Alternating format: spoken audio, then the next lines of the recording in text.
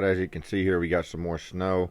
And this is more than one day of firewood compiled together, deliveries, and then just going and getting the wood, going to a stave mill, bringing it home, splitting it, different things. It's all kind of compiled together here.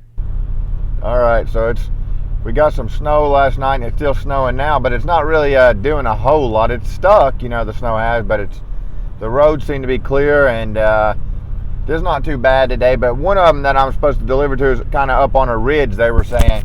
And now that one, they said we can kind of play that by ear is what they told me. So in other words, if I'm not able to make it there today with that one, no big deal. Because some of these roads I would not want to be on. These mountain ridges and stuff, when these roads get bad, I wouldn't want to be on them. But anyways, I'm heading to the stave mill now. I've got a total of $300 worth to sell today, but as I said, I don't know if I'll do the one or not. But I'm heading to the stave mill now. Ronald got a hold of me last night. He was there last night getting a lot of wood. He likes to go at nighttime. And he was saying there was a lot of good wood there last night, telling me I should come out and get it. But I don't really like to go there at night, honestly. So I'm heading there now, planning to get a load, at least one load, and possibly go back and get another one as well. I'll probably go back and get another one as well, actually. But because even if I can't deliver it today, I can maybe take it tomorrow. But this will probably pick the sales up a little bit. The temperatures have dropped. They're not like they were in January for sure. Right now it's actually 34 degrees, which is actually above freezing. So even though it's snowing, it's not doing a whole lot. Which through the night it stuck more because it's probably colder through the night. Carter's staying at home today because whenever the roads get bad like this, I just don't like to bring them with me. But anyways, I'm heading out that way now, and I'll kind of update as I go. Hope y'all are doing good. Hope you're blessed. Hope you're having a good day and everything. And hope you're feeding the good, like I was talking about the other day, feeding the good and shunning the evil. And sometimes that means saying or doing, what will bring about resistance or maybe even offense, when it comes to standing on the truth sometimes. Sometimes that means you will have to offend people to stand on the truth, because there's good and evil, so whenever you're truly trying to do good, whenever you're really trying to do good, evil will resist that. And whether that's in, the good things that you're standing up for and stating your beliefs, or the good things that you do, there will be resistance to it. There always will be, while we're here. So, but that's something you're going to have to be willing to do if you want to do good, is to resist that evil. The Bible says, resist ye the devil and he will flee from you. So we can send the evil on its way fleeing, but we will have to resist it. So here I'm on the way to the stave mill, and the snow did stick a little bit, and here I am at the stave mill. Now, I was very surprised when I got here. This is something I'd been talking about for a while, is how that I wish they'd move those last few rows of staves, or even the last two, and it would open that whole pile up, and they did just that. So now look at the pile of wood. You can access the whole pile of wood. That dump trailer belongs to another guy, and I guess he said it there, wanting them to put the slabs in it. But now you can access that whole pile, and some of this wood back here on the back is more seasoned because it's been setting for so much longer. So I'm so glad they did that. I hope they keep it like that. Ronald told me he was talking to one of the workers, and the worker told him that they probably wouldn't keep it like that long, but I'm not sure why they wouldn't if they want people to be able to access the wood. I didn't split any wood there. I did have the axe with me, but I didn't split any wood. You'll see here. I loaded it, and the ramps help a lot, but I've got to make something for the ramps to where I can put the ramps, maybe on my rack there, to where I can latch my ramp to it. Otherwise, I don't really have anywhere to put the ramp. Last time I had to put it in my truck cab in the back and have it sticking out the front, and they're very helpful, though. They really help your back, because I have felt it in my back doing this. Like that one there was very heavy, and it's nothing I want to do long term at all really, but it's something that I really don't have a lot of a choice until I make something for the ramp. So I need to go on and do that, really. I'm so happy that pile is open like that. I messaged Curtis and told him, and Steve, and told him about it, and Ronald. I called Ronald and told him, and as you can see, it's snowing there pretty good. It really wasn't too cold, though. It was a little bit above freezing, but we were getting some snow. Just enough to make it look good. You know, I think it's beautiful when it snows like that. But yeah, that pile being open like that now, you know, sometimes the way it was before, you could get 2 trucks in there at a time, and if 3 probably at the most, and if say a dump truck came and they had to load it, one of them would have to move until they loaded the dump truck, or else you'd be in their way. Now like this, you could probably fit 10 trucks in there or more. To me, it makes sense. If it was me and I was them, I would maybe make 2 separate areas. One where, you know, people like me with a pickup could go and load, and then another one that was only for, you know, loading the trailers and the dump trucks, flatbeds, whatever. That way, we're never in their way. If it was me, that's how I would do it. And I'd probably make it for the pickup trucks and stuff kind of down on the further end where I'm at, and the dump trucks on that end, so they could just pull straight into it. You know, the guy with the loader could pull straight into it and then load the dump truck over there, or a trailer, whatever it may be. But I got a pretty good load of wood here. I had 2 to do this day, $300 worth, a big load and a regular load, but one was on a ridge. They really opened that up, just like I was talking about the other day. I said I wish they did just that. That's what I was saying the other day. I didn't understand why they wasn't doing that, and they did exactly that. They moved, it looked like the last 3 rows of staves there, so now you can really get into that wood better. So all y'all that are going to the stave mill, if you haven't been there for a little while, now's the time to get in there. There's seasoned wood that you can access now. Seasoned wood. I'm not trying to just say keep it all to me. Of course, there's lots of people. I got the little pickup, but whatever you're using, there's seasoned wood you can access now in there. They've got that whole pile open now. And somebody told me that's how they used to have it, but I did not expect that. I went in there and I called Ronald and told him, I said, this whole pile is open. And he said he left at around 4 in the morning. They were moving the staves at that time, but they weren't moved, you know, at 4 in the morning, but they're moved now. You can get to that whole pile now, all the way to the end, so that's awesome. So now you can have, you know, probably 6 or 7 people in there at the same time, not getting in one another's way so much, and it clears out the wood for them better too. So for all y'all that go to the stave mill, now's a good time to go. I got a good load of wood. I only have a truckload to deliver today. Well, actually, I've got, like I said, I've got the 2, but I don't know if I'll do the second one or not. I may, though. I may. But for now, what I'm going to do is take this home, split it, and then bring it on to Mount Sterling. And then I'll probably come back and get another load. Now's the time to get in there and get it. There's seasoned wood that's you can access now.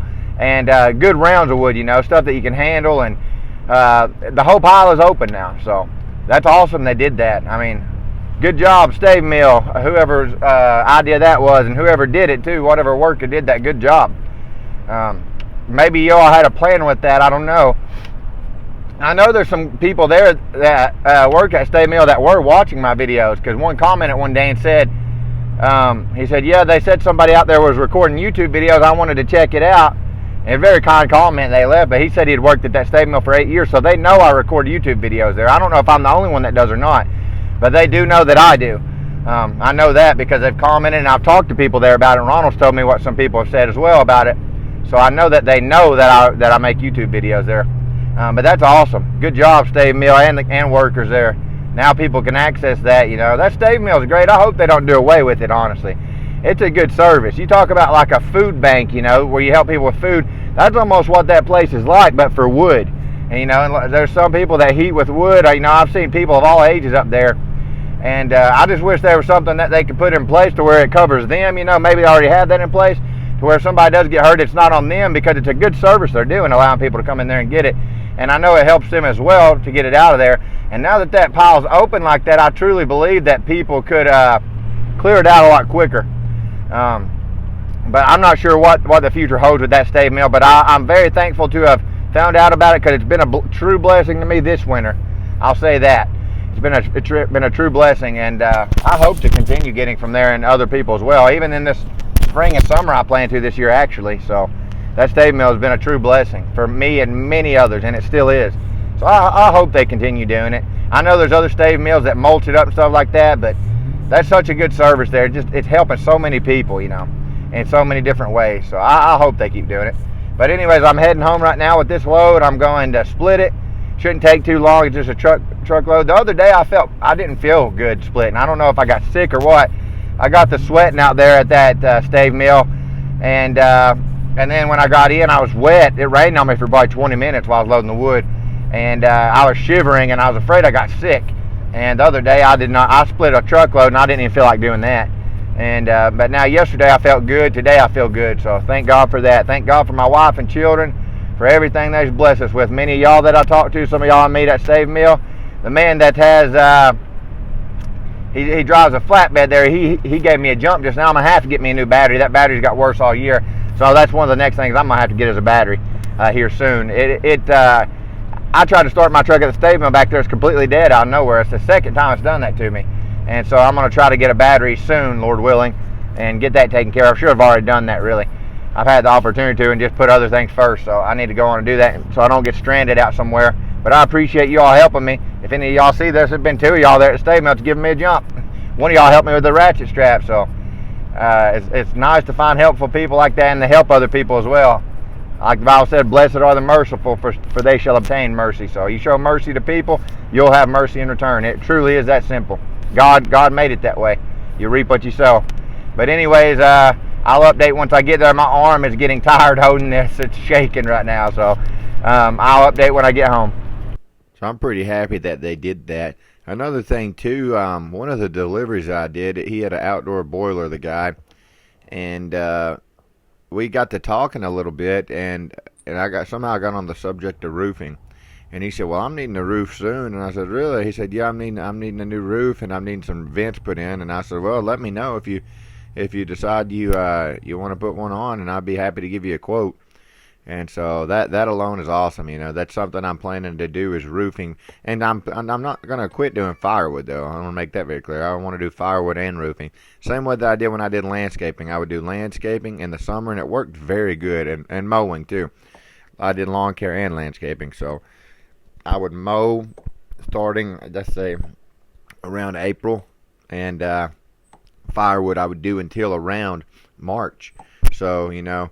It would work really good because when the firewood would pretty much come to an end shortly after, the landscaping and mowing would pick up, and then once the landscaping and mowing would come to an end, the firewood would pick up. Actually, usually before the landscaping and mowing would come to an end, the firewood would pick up because some people like to get a little early, make sure it's seasoned, or if it's not, they want it to season a little bit more and just get it in time. You know, that I think that's really the smart way to do it. Some people will wait till the last minute. And I understand too sometimes because people, you know, with their money, it just things are expensive and people just don't have the money sometimes. But if you're able, I think it's good to stock up on your wood and have it ahead of time, really, as much as you can. Especially if you're heating your home with it, you know, and it's one of your main sources of heat. Because you know, there's lots of different people I deliver to. Some I deliver to, they just want it for the fire. I've literally had them tell me that. Some, it's their main source of heat.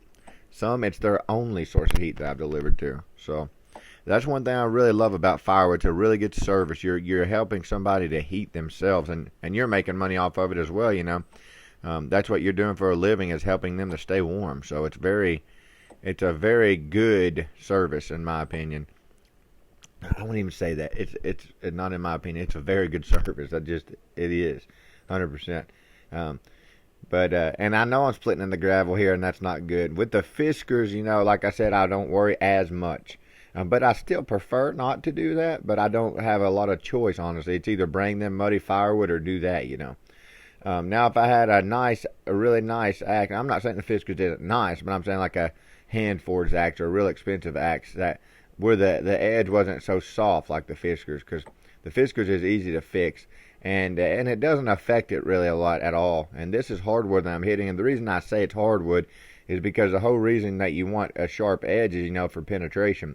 But where that axe comes to such a point on the edge, even though the blade may not be sharp, you know, the bit, it comes to such a point that even if it's not sharp, it penetrates just fine. I split with them dull for years, very dull, and have no problem with it. You know, I've heard lots of people talking about how that they've split with mauls, old mauls, and the mauls are very blunt on the end and not sharp. But one thing about splitting axe compared to a maul is they're not as blunt as a maul on the end.